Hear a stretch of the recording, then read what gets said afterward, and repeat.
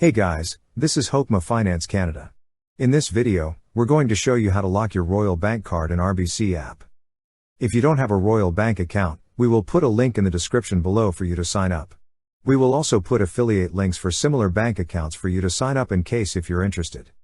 To start, open the app by tapping on it. Now, sign in with your account.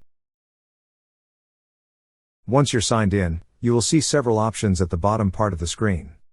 Click on Accounts.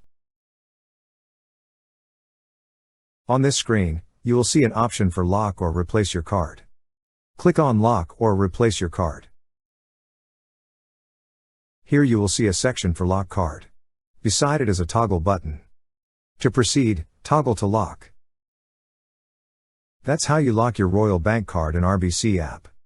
Thank you so much guys for watching, and if you have not yet subscribed to our YouTube channel, please subscribe to our YouTube channel as we create tech videos related to financial apps almost every day.